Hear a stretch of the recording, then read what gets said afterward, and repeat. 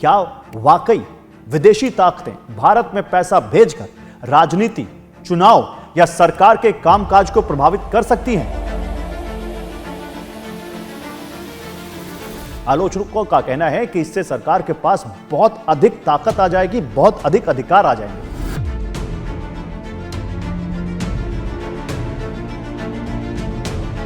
सवाल यह है कि क्या किसी ने उस दौरान मेटा की फंडिंग की थी? मार्क जकरबर्ग सवालों के घेरे में है इसको लेकर। सूत्रों के मुताबिक सरकार का कहना है कि मौजूदा एफसीआरए कानून में एक बड़ी कमी है।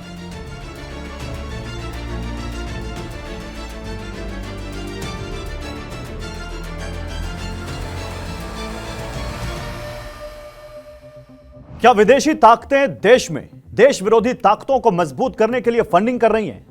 क्या देश के बाहर से फंड पाने वाले एनजीओ देश विरोधी कार्यों में लिप्त हैं? क्या कोई विदेशी कंपनी या अरबपति भारत के चुनावों में पैसा लगाकर उन्हें प्रभावित कर सकता है? क्या इस पैसे से सरकार के खिलाफ नैरेटिव चलाया जा सकता है? और क्या फॉरेन कंट्रीब्यूशन रेगुलेशन एक्ट यानी एफसीआरए अमेंडमेंट बिल इन सारे सवालों का जवाब है? नमस्कार, मेरा नाम है गौरव अग्रवाल। आज इस एक्सप्लेनर वीडियो के जरिए मैं आपके जहन में चल रही हर एक शंका का समाधान करूंगा और सिलसिलेवार तरीके से एफसीआरए के बारे में सब कुछ समझाऊंगा। मसलन इस बिल पर बवाल क्यों मचा है, कांग्रेस और डीएमके सहित विपक्ष को क्या आपत्ति है, इस बिल में क्या प्रावधान है और इसका क्या असर होने जा रहा है, आपकी जिंदगी पर क्या असर होने जा रहा है, सरकार यह बिल क्यों लाई है, केरलम और साउथ के राज्य इतना हंगामा क्यों कर रहे हैं, ईसाई धर्म गुरुओं का डेलीगेशन क्यों गृह मंत्री अमित शाह से मिला है। पहले समझिए फॉरेन कंट्रीब्यूशन होता क्या है। अगर अमेरिका की कोई फाउंडेशन भारत के किसी एनजीओ को शिक्षा के लिए पैसा देती है और ब्रिटेन की कोई संस्था भारत में स्वास्थ्य सेवाओं के लिए फंड देती है, और अगर कोई विदेशी चर्च या चैरिटी संस्था भारत में स्कूल, अस्पताल या चर्च चलाने के लिए पैसे भेजती है, या कोई अंतर्राष्ट्रीय संस्था पर्यावरण संरक्षण के लिए फंड देती है, तो यह फॉरेन कंट्रीब्यूशन कहलाता है। यानी विदेश से आने वाला पैसा, सामान या आर्थिक सहायता। भारत में हजारों एनजीओज दशकों से इसी तरह के विदेशी फंड से काम करते आए हैं।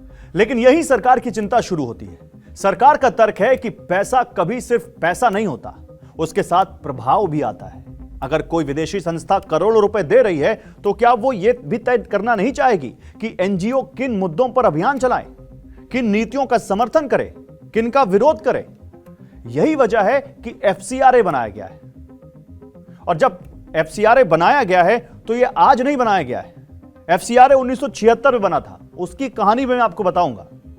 लेकिन जब कानून पहले से बना है तो सरकार अब यह अमेंडमेंट बिल क्यों ला रही है, यह भी जानिए। सूत्रों के मुताबिक सरकार का कहना है कि मौजूदा एफसीआरए कानून में एक बड़ी कमी है। अगर किसी एनजीओ का एफसीआरए लाइसेंस रद्द हो जाए, सरेंडर कर दिया जाए या रिन्यू ना हो, तो विदेशी फंड से बनी संपत्तियों जैसे जमीन, स्कूल, कॉलेज, अस्पताल, चर्च और उसके भवन, इन सब का क्या होगा यह स्पष्ट नहीं है। इसलिए नया कानूनी ढांचा लाया गया है। तो सबसे बड़ा बदलाव क्या है इस बिल में? इस बिल में एक डेजिग्नेटेड अथॉरिटी का प्रावधान किया गया है।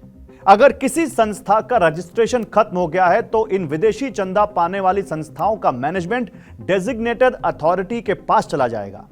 यह सरकारी प्राधिकरण उन संस्थाओं की विदेशी फंड से बनी संपत्तियों का प्रबंधन तब तक करेगा जब तक इनको दोबारा एफसीआरए प्रमाण पत्र नहीं मिल जाता, एफसीआरए के तहत दोबारा इनका रजिस्ट्रेशन नहीं हो जाता।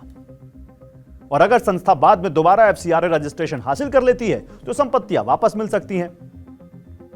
लेकिन ऐसा ना होने पर सरकार उन्हें दूसरी सरकारी एजेंसी को सौंप सकती है या बेच भी सकती है। तो सवाल है कि विवाद किस बात पर है? दरअसल विपक्ष और चर्च संगठनों की सबसे बड़ी चिंता यह है कि अगर किसी एनजीओ का रिन्यूअल समय पर नहीं हुआ या सरकार ने रिन्यूअल से इनकार कर दिया तो उसकी संपत्तियां सरकार के नियंत्रण में चली जाएंगी। आलोचकों का कहना है कि इससे सरकार के पास बहुत अधिक ताकत आ जाएगी, बहुत अधिक अधिकार आ जाएंगे। केरलम में इतना हंगामा क्यों है? केरलम में ईसाई आबादी काफी बड़ी है। वहां कई चर्च, स्कूल, अस्पताल और चैरिटी संस्थाएं विदेशी फंड से भी काम करती हैं। इसलिए उन्हें आशंका है कि इस कानून का असर उनके संस्थानों पर पड़ सकता है। और यही वजह है कि केरलम चुनाव से पहले भी एक बड़ा राजनीतिक मुद्दा बना था। गृह राज्य मंत्री नित्यानंद राय का एक बयान है।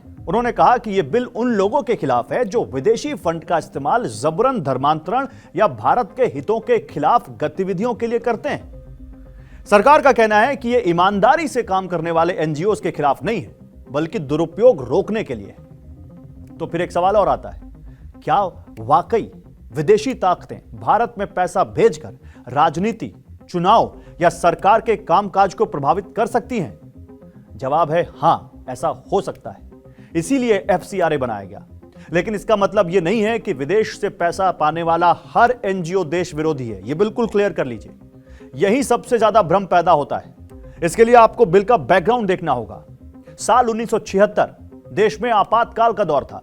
उस समय इंदिरा गांधी सरकार को आशंका थी कि विदेशी सरकारें, विदेशी संस्थाएं और अंतरराष्ट्रीय संगठन भारत की राजनीति, चुनाव, मीडिया और सामाजिक आंदोलनों को प्रभावित करने के लिए पैसे का इस्तेमाल कर सकते हैं।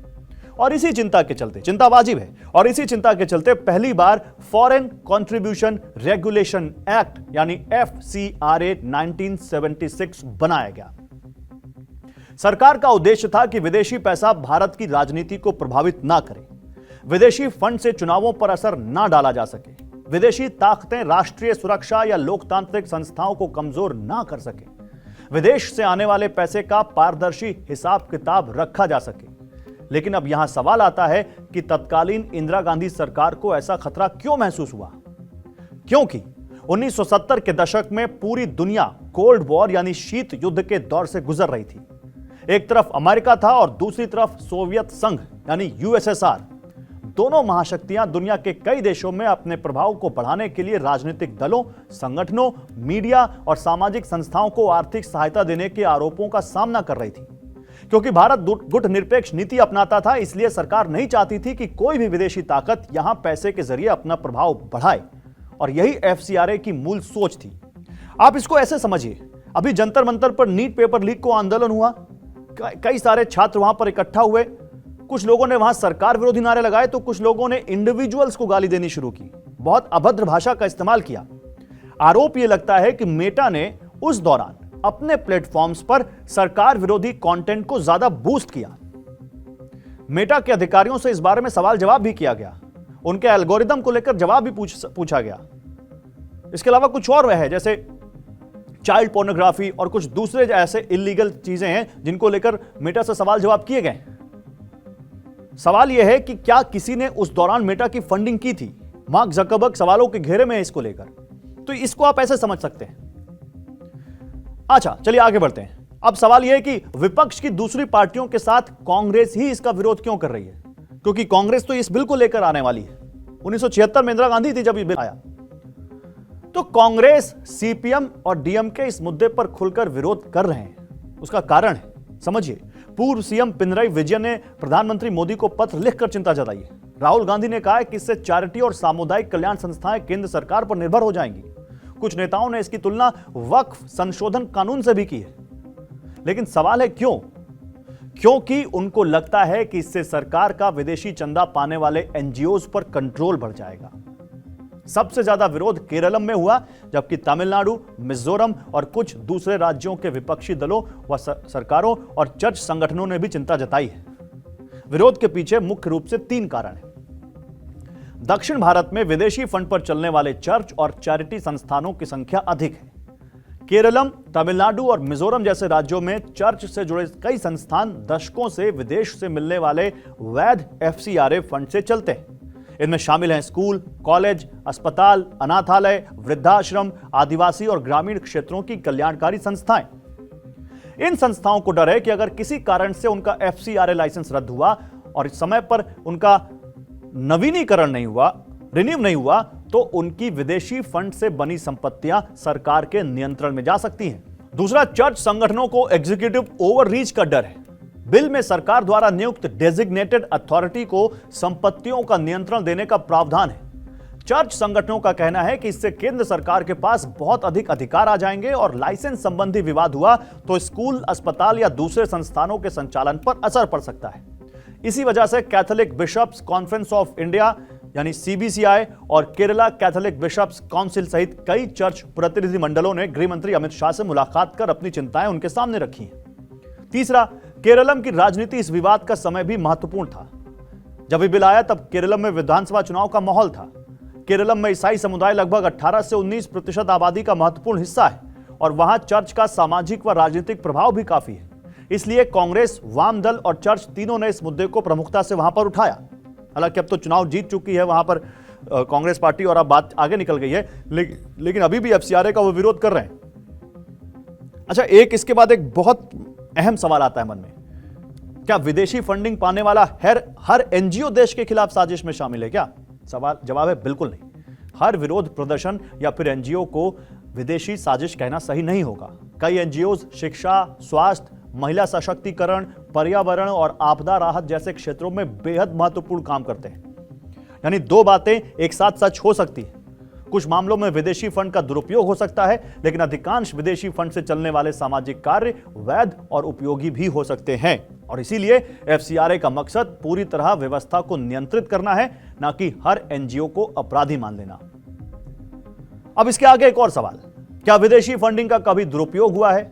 सरकार का दावा है हां, और इसी आधार पर पिछले कुछ वर्षों में हजारों एनजीओ के एफसीआरए लाइसेंस रद्द किए गए। सरकार का आरोप था कि कई संस्थाओं ने फंड का इस्तेमाल तय उद्देश्य के बजाय दूसरे कामों में किया या नियमों का पालन नहीं किया। दूसरी तरफ कई एनजीओ का कहना है कि लाइसेंस रद्द करने की प्रक्रिया पारदर्शी नहीं रही और इससे समाज सेवा के काम प्रभावित हुए। यानी विवाद नया नहीं है, 2026 का संशोधन उसी पुराने विवाद का नया अध्याय है। तो अब निष्कर्ष क्या निकलता है? इस पूरे विवाद का निष्कर्ष यही है कि एफसीआरए का मूल उद्देश्य विदेशी फंडिंग को प्रतिबंधित करना नहीं, बल्कि उसे पारदर्शी और जवाबदेह बनाना है। लेकिन सवाल यह है कि पारदर्शिता और सरकारी नियंत्रण के बीच संतुलन कहां होना चाहिए? सरकार इसे राष्ट्रीय सुरक्षा का मुद्दा मानती है, जबकि विपक्ष और कई सामाजिक संगठन इसे संस्थाओं की स्वतंत्रता का सवाल बता रहे हैं।